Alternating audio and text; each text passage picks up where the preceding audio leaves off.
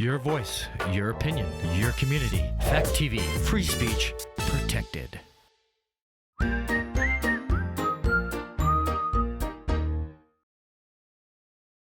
Local news, politics, business, sports, arts, music. Mike and Marty on the beat. Mike and Marty. Mike and Marty. Good morning, Bellows Falls, and welcome to the feed. It's Mike and Marty.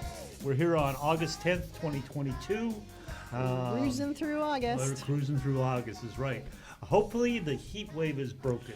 Today is a pretty nice day, but Feels like it has. I think it's going to gradually. yeah, But yeah, it feels definitely better than it did yesterday.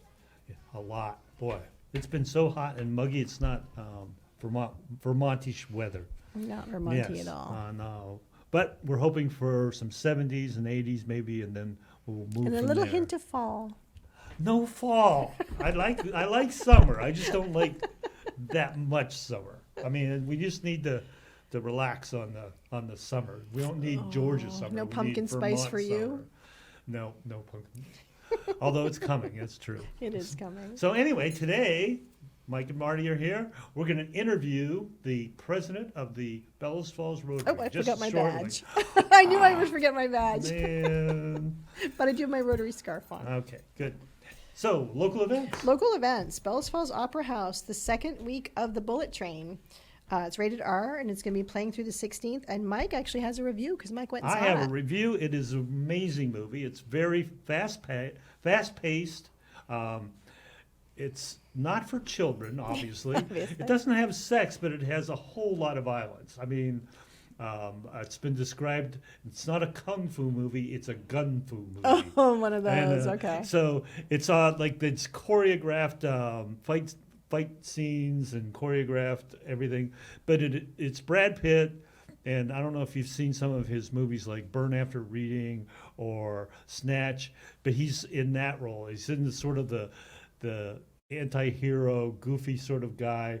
And he plays that role really well, and it's funny. There's all sorts of comedy. There's all sorts of fast-paced action, fast-paced dialogue. I'd highly recommend it.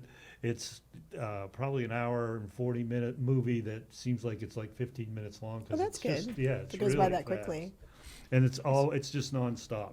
I think I may go see it again, as a matter of fact. So it gets 5 stars from Mike. It does. It gets the 5 thumbs up and Or whatever it is. Yes. Who are the two that used to Siskel and Ebert. I was going to say, I don't know what their I think rating it was system thumbs up. was. I'm Was not it thumbs sure. up?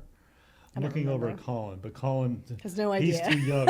He wasn't even born when Siskel and Ebert were around. That goes back to Anyway. like public TV, wasn't it? Were they on Yeah, public TV? yeah. Oh, They gosh. did movie reviews. Dating ourselves. Yes. Um, Anyway, the further. classic movie this week is Shawshank Redemption. That is also rated R. And the Shawshank Redemption is sponsored by a Nani Mouse. I just thought that was funny. That Whoever put that on the screen and thought of it, the Opera House or whoever, I just think it's funny. And then we have I've been asked to talk a little bit about a community talent share that's happening this Sunday, August 14th, from 6 to 8 p.m. at the Westminster Institute, and that's on Route 5. And basically, you're invited to share your talents: music, poetry, juggling, dance, jokes, magic tricks. Offer a talent or come to watch and support your neighbors. You're welcome to bring potluck to share, and maybe that's your talent. Mm-hmm. So it's a nice little community builder that I guess they've had. I don't think this is the first one. I think they've had a series of them, but this is the first one that someone asked us. Like I didn't know about it. And sometimes it's hard to, there's so many things that go on. So just if you have something that you want to promote, Or you want to reach go to out. a potluck. I mean, that's Yeah. always fun. Community Yeah. potluck. I know So- Marty likes potlucks. I love potlucks. I think I'm gonna be there juggling. That's my new thing. But yes, Don't forget to mention Townsend's Pickle Day. Pickle Day. I know. I know. Come on. It's I don't a know- I don't think festival it's of the first- fermentation, right? Yes, Something like that's that. They do a lot of play on the words Yes, fermentation. and I think that's Saturday, right? I'm pretty sure. I think so. I have to look, but There's a lot of food festivals and fairs coming up. Yes, I know this the is that Cornish time of Fair and the I think the one over the Cheshire Fair is just finishing. I think so. It's that 'tis that season. So Pickle Day on Saturday. The Smith House has been doing a lot of pickles this Are you week. going to enter into I the don't think pickle we'll probably. competition? Oh, I don't know. That's a good. I didn't know there was competition. I but- believe there's a pickle competition, and I but- believe there's a prize, and somehow the name is a play on fermentation, but I'm not sure. Okay. Well, I'm not sure. Don't quote me on that. I'm not sure all pickling is fermentation, though. No, I it think isn't. That, It isn't. There's It two isn't. different things. There's pickling and there's fermenting, and I think the Smith House has been working on pickling this Pickling? week. Getting pickled? No, we ended up with the abundance of zucchini time of year. Oh, gosh. Where we actually used 7 zucchini this week on pickling projects. And you pickled them? You can pickle Yeah, zucchini? you can pickle zucchini. I didn't realize this, but I've come to realize that you can substitute zucchini for cucumber, and it pickles really well. I did some refrigerator pickles that were just knew? amazing.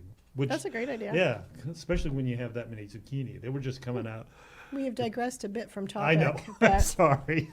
Anyway. So our topic today is Well, wait, one more Oh. thing. Today is tax day. I don't know if you remember I that. paid taxes yesterday. I was a day good ahead for of you. myself. Good But for you're you. right. Taxes, But local taxes. taxes are are due. due today. Elections were yesterday. Things went well with the elections, but we digress. We digress. So today's topic is what is Rotary? So I have an image of what I think people think Rotary might be. So can we bring that image up of the gentleman sitting at a table? There we go. That is, I think, still, unfortunately, the prevalent thought when people think of Rotary. A group of men sitting around a table eating and, talking about things and doing things. Right. But I would like to change that image because Rotary has changed a Yeah, lot. but really, that's because it used to be breakfast meetings or dinner meetings Or lunch meetings. or lunch meetings of a bunch of guys Right. sitting around. So that's not an inaccurate description. No, it's not. So what I did is I asked each member of our club, I gave them an index card, and I asked them to, with one word, put one word on the card that in their mind best described Rotary. The only word I wouldn't allow them to use was service, because I knew that I would get 10 cards with service written on it. And I wanted a little, some different things. And then from those cards, I went back through and found pictures on our Facebook page that demonstrated each of those things. So are we able to play the PowerPoint? Oh, there it goes. Ooh. You might, there you go.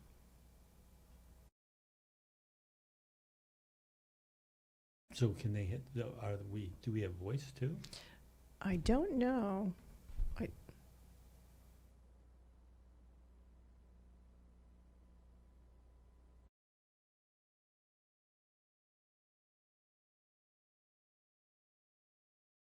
I'm guessing I have to manually advance it.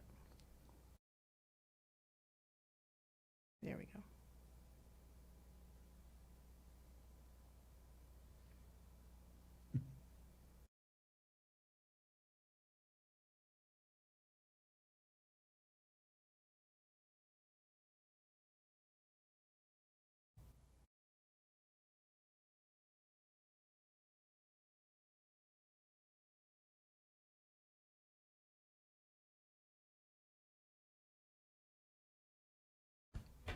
Flannel Festival.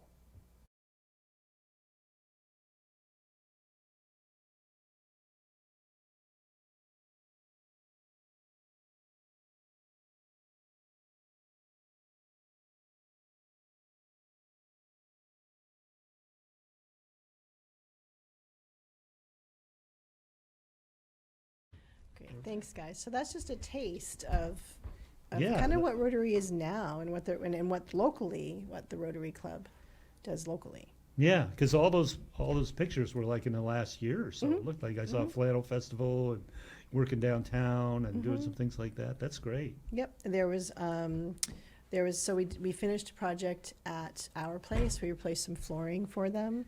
I think that's another misconception sometimes of Rotary, is that Rotary is just a place like a funnel of money. Like Rotary raises money and then just funnels and distributes it, and that can happen. There are some clubs like that where they just want to raise money and then they just want to support other Right, projects, right. other things, and then some clubs just want to do service. They just want to do projects and not just funnel money. And we kind of fall in the middle. We definitely have sometimes where we just donate money to an entity like Our Place or Parks Place or, a reading program that a local woman is doing called Free to Read. We are helping her with funding on that. She does book bags for fourth grade students. Each student I think it's in May, she brings them out. Each student in the fourth grade class gets a book bag with 5 age-appropriate books that they get to keep. Yeah. And so we sponsor that. There's the picture. Ooh, you guys are on top of it. Colin is there. So there's those types of things, and then there's some sweat equity things that we do, the service things, like you saw Kathleen and Rick and Aline doing gardening work, and you saw them helping with, I think Rick was in the picture, helping with putting up the garland at Christmas time. So there's a whole host of things that people can do, and I guess I would dare say.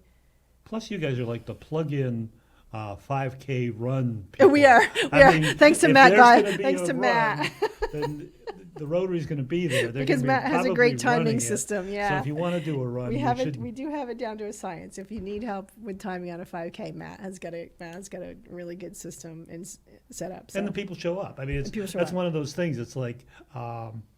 When you want to do a run, most people want to run. They don't want to. They don't want to work it. Yeah, work it or direct traffic. Yeah, they want to run it, not run it. So I guess when asked, because it's hard to. I think how many years were you in Rotary? Oh, I don't know, 8 maybe, something like that. I knew you had more years in than I did, and I think again locally, I think people think Rotary's the spaghetti dinner, Rotary's, the penny sale. Which were our kind of our hallmark things, and then COVID hit, and we had to shift. Yeah. And so we've definitely become a more project oriented group, and I think that the most important thing for people to know is Rotary can be what you want it to be. It started out. I'll give a little Rotary history. The first meeting was February 23rd, 1905. It was a group of 4 men. It was Paul Harris, Sylvester Sheely, and I don't know if I'm pronouncing these names right, Hiram Shorey, and Gustavus Lohr. And Paul Harris is locally known because there is a Vermont connection. He did go to Vermont Academy, I believe, for a little while, and I think he also went to UVM. Yeah, and then the Little Red Schoolhouse in Wallingford. And so those gentlemen got together, and the idea of them getting together was professionals with a diverse background that could exchange ideas, form friendship, and give back to their communities. Yeah. And I think that pretty much sums up through the years what Rotary's done. But originally, I think it was more of a networking of businessmen idea. Yeah, and so it was, and actually in the history, because one of the things that we've been doing lately in the Rotary meetings is we've been playing Rotary trivia, and it's definitely increased my knowledge of Rotary history, and it's a great way to kind of make learning fun, make learning somewhat dry facts sometimes fun, and it was. So I think it was about 2 years from the time when they first started meeting to the time that they did a service project, and I think Paul Harris was the driver behind really wanting to make it not just a club that met and talked and had fellowship, but actually did things in the community. And the very first project that they did, and this is I just find it funny and interesting, fascinating, was a comfort station in downtown Chicago. So back in the day, back in the early 1900s, the only public restrooms were in saloons. So if women couldn't go into saloons unaccompanied. So if a need arose, you couldn't find a public bathroom. So what did you do downtown? You didn't. You couldn't unless you could find someone to accompany you into the saloon. And the times, they haven't changed that all much, have they? But anyway, the first project was a comfort station. They call it a comfort station. And happily, fast forwarding, and in the ripe old year of 1987, Rotary admitted women. But we won't talk about that. Okay. That kind of waiting so long for that. But they did change, and it seems, and I know that the Bells Falls Rotary Club has challenges, and a lot of it has to do with being in a small town. Mm-hmm. But hasn't COVID really changed the sort of the modus? How do you operate now? COVID has changed the kind of cool thing. So if you can find any kind of silver lining in COVID, Mm-hmm. is COVID in general helped Rotary. Rotary was moving forward towards, more diversity, more equity, more inclusion, more options for meetings. They were moving that way for sure. Mm-hmm. But COVID made it happen much more quickly. It's like, okay, we can't wait 2 years to implement this. We have to figure out how to do Zoom meetings now. We have to figure out how to do fundraisers when you can't have a spaghetti dinner, when you can't have an in-person event. All the things we relied on, we couldn't do. Yet there was still people that wanted. I mean, there was no greater time of need than during COVID. Yeah. So Rotary shifted really quickly, and I think in some ways, again, COVID was awful, but in some ways it forced them to shift, and I think it's made Rotary better. Yeah. I think that now most meetings are not most, but a lot of meetings are hybrid. There's been a shift towards looking at how can we. A lot of people, the biggest problem of getting to Rotary is they can't necessarily take time off from work. Yeah.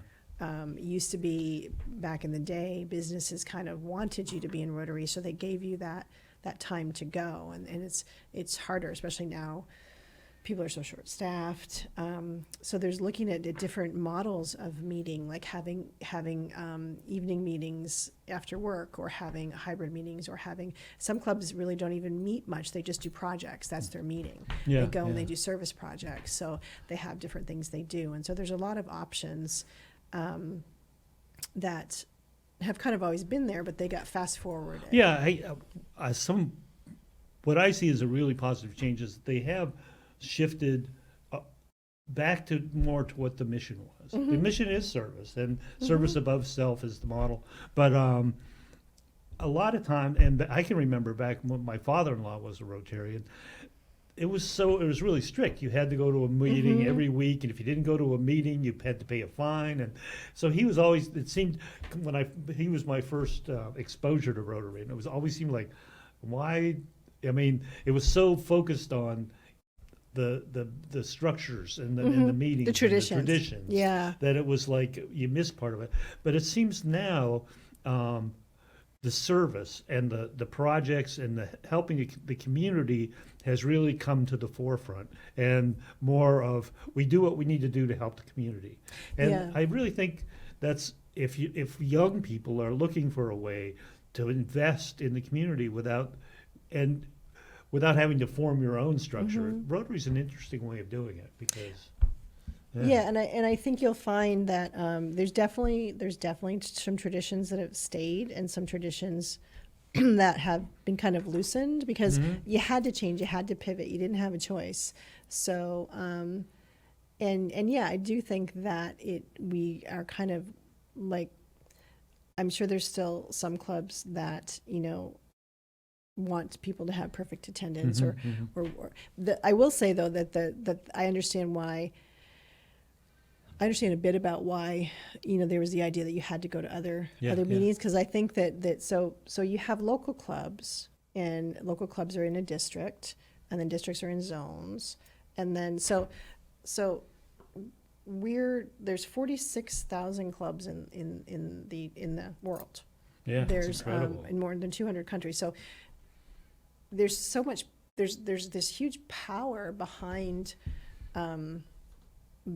Each little individual club and what they do, and there's access to, if you want to do a service project in Kenya, you can find a club that's doing one, and you can probably join them. If you want to, Rotary was on the because of the nature of the Rotary organization, they were able to get funding to the front lines on the UK through Rotary Connections very, very quickly, much more quickly than you can normally through humanitarian aid forces and things like that. So there's that picture of it too. There's Yeah, a it's bigger amazing. picture. There's like, it's tiny and then it's huge. Yeah. Yeah. And we recently had the district governor come and just kind of talk a little bit. And he said, Rotary is an organization that leads from the clubs up. Rotary International, Rotary, like the hierarchy of Rotary doesn't tell clubs what they have to do. Clubs make suggestions, clubs change bylaws, clubs do things. So it's not, the edict from the top, it comes from the bottom up. And this year we have the very first Rotary female president, Jennifer Jones. And each year the Rotary president gets to have a logo for the year. The scarf that I'm wearing had the logo from last year, which was a helping hand, which was perfect for the 20 and 21. This year's logo was actually designed by I believe it was an Aboriginal artist, and it represents the circle in the center represents the clubs, the person, the individual Rotary person, and then each of the dots represents all of the areas of focus, the areas that Rotary clubs and Rotary members focus on: supporting the environment, maternal and child health, community economic development, water sanitation and hygiene, disease prevention and treatment, basic education and literacy, and peace building and conflict prevention. And then the green line represents an Aboriginal digging stick, and that is meant to represent the fact that Rotary are people of action. Yeah. So there's so many facets to Rotary. Yeah. And I know I said I've drank gallons of Kool-Aid, but and I have. But it's also it's I think sometimes, especially in society nowadays, it's sometimes you struggle to kind of find what is your purpose. What how can I contribute? How can I make things better? We hear all the negative things on the news, and sometimes you get overwhelmed and you think, well, what can I do? Yeah. And Rotary is just one of those clubs that people like that come together and we figure out things we can do, like the Christmas gifts. So the past 2 years we've done a big push at the holiday time to make sure that kids that are local kids that have things that they wish for Christmas get those items. We work with other organizations, and this year we're hoping to coordinate our efforts a little better to make an even better better thing versus working in each of our own little individual cubicles. We're going to try to work together, and the book project and just lending a helping hand, having Matt's ability to do timing at the 5K race. You might think that's not a big thing, but how many races? You guys have done 4 or 5 races this year. I think we've done 2, but that's a good. But I like to exaggerate. That's a good exaggeration. Oops, we're down to about 2 minutes. Okay. Well, I will ask you the question that you always ask everyone. How do people get in contact with Rotary, and what can they do? How can they volunteer, and how can they help?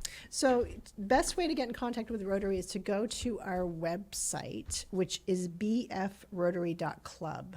If you go to bfrotary.club, there's a contact us button, and you fill that out and it'll get it to the right person.